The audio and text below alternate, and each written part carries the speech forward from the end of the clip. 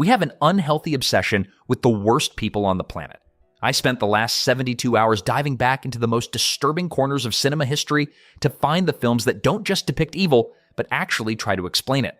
We are living in a true crime-saturated culture in 2026 where everyone thinks they're an amateur profiler. But most of what you see on your feed is sanitized, predictable fluff. I want to talk about the movies that were so dangerous they were banned, the ones that were so clinical they changed how the FBI actually does its job, and the ones that forced audiences to realize that the person sitting next to them in the theater might be a monster. I've narrowed this down to the 8 most essential serial killer films ever made. And I'm telling you right now that if you haven't seen at least 5 of these, you don't actually know the genre. If you want a list that respects your intelligence and your stomach, stay tuned. If you really want to test your own morality as a viewer, you have to find the 1992 Belgian masterpiece, Man Bites Dog. This is a mockumentary that follows a charismatic and genuinely witty killer named Ben as he goes about his daily routine of casual murder, all while a documentary crew captures every single second of it. What starts as a pitch-black comedy slowly transforms into a waking nightmare as the crew, and by extension, the audience, becomes complicit in his crimes. It is a brutal and uncompromising critique of our own fascination with true crime that feels even more relevant in 2026 than it did 30 years ago. Ben is so charming that you'll find yourself laughing at his jokes right before he does something that makes you want to turn off the screen. It currently holds a 72% on Rotten Tomatoes and was originally given an NC-17 or banned entirely in several countries, which is usually a sign that you are about to see something that actually has something to say. It strips away the Hollywood artifice and forces you to confront the reality that you are participating in a spectacle of death. This is easily one of the most provocative things I have ever seen, and it will make you rethink your entire watch history. Find the Criterion version and see if you have the stomach to make it to the end. Long before the world met the theatrical and operatic version of Hannibal Lecter in the 90s, Michael Mann delivered a neon-soaked, clinical thriller called Manhunter that introduced the character as a cold and manipulative shadow. This is a masterclass in 80s style, but it is the substance underneath the synth score that makes it essential viewing. You follow a profiler named Will Graham who is so capable at his job because he has the terrifying ability to think exactly like the predators he is hunting. The psychological toll of that work is the real engine of the film, showing how the line between the detective and the killer starts to dissolve until there is almost nothing left of the man's sanity. Brian Cox plays the character of Lecter with a quiet, terrifying stillness that feels much more grounded and dangerous than the later, more famous versions. Critics at IndieWire have long cited this as a superior psychological study because it focuses on the mental decay of the hero rather than just the gore of the kills. It is a movie about the cost of empathy and the way looking into the abyss actually changes the shape of your soul.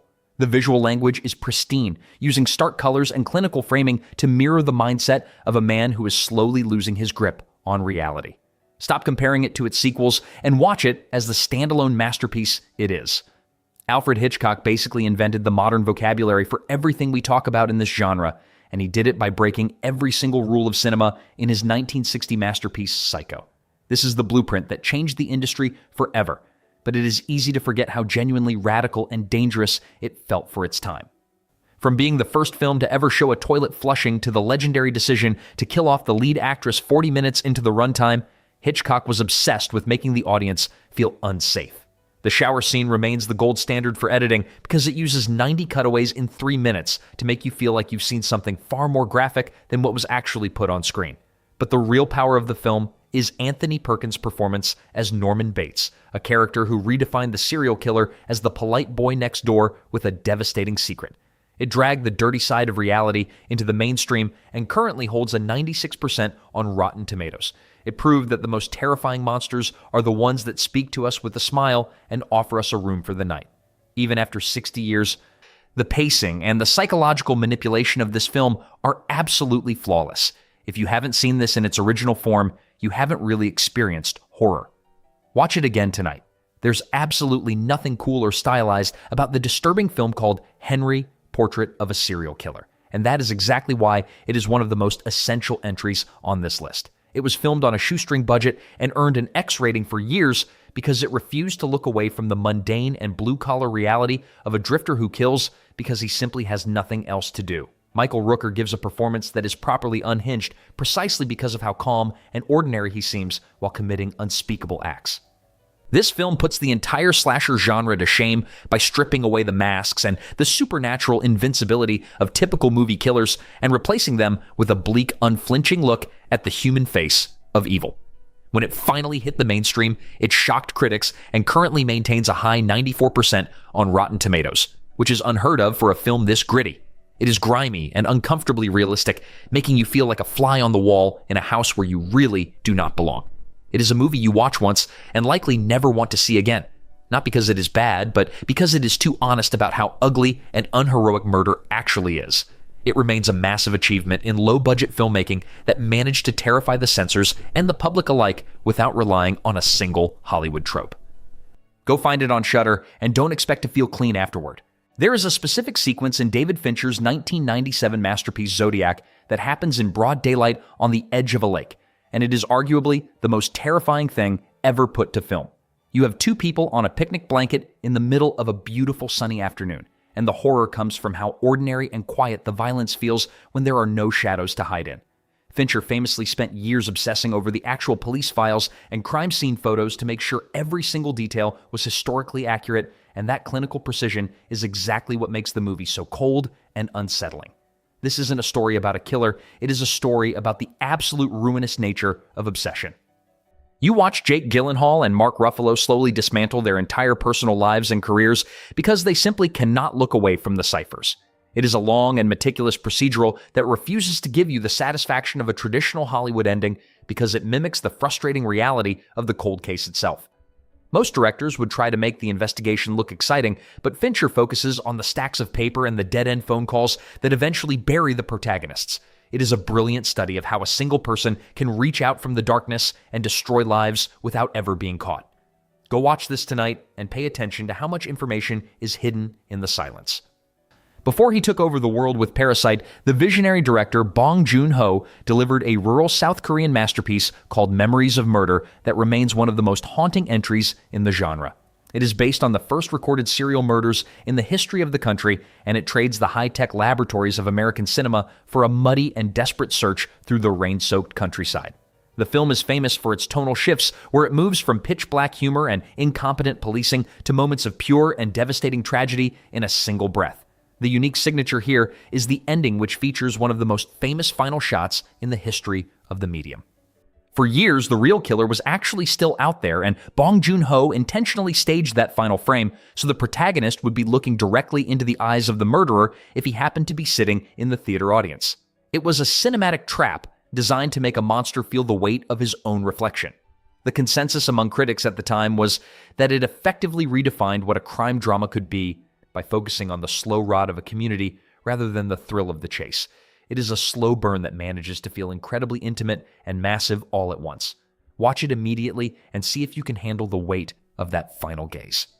When people talk about the greatest films of all time, they usually point to the fact that The Silence of the Lambs is the only horror movie to ever win the Big Five Oscars. But that trivia is nowhere near as interesting as the psychological tug of war at the heart of the script. This is a masterclass in building tension through conversation, and the chemistry between Jodie Foster and Anthony Hopkins is still the gold standard for screen acting 35 years later. I like to think of the dynamic between the two leads as a T-Rex versus a velociraptor, where Hannibal Lecter is the apex predator, helping the young profiler catch a scavenger like Buffalo Bill. It works because it treats its monsters as complex and highly intelligent humans rather than two-dimensional villains. The night vision sequence in the finale is still a brutal lesson in how to use total darkness to make an audience feel physically vulnerable and exposed. It is a film about the power of being seen and the terrifying price of entry into the mind of a genius. It avoids the typical tropes of the 90s to deliver something that feels sophisticated and deeply uncomfortable to witness. If you think you know this movie because of the pop culture parodies, you need to sit down and watch it again with a proper sound system. Do not sleep on this one.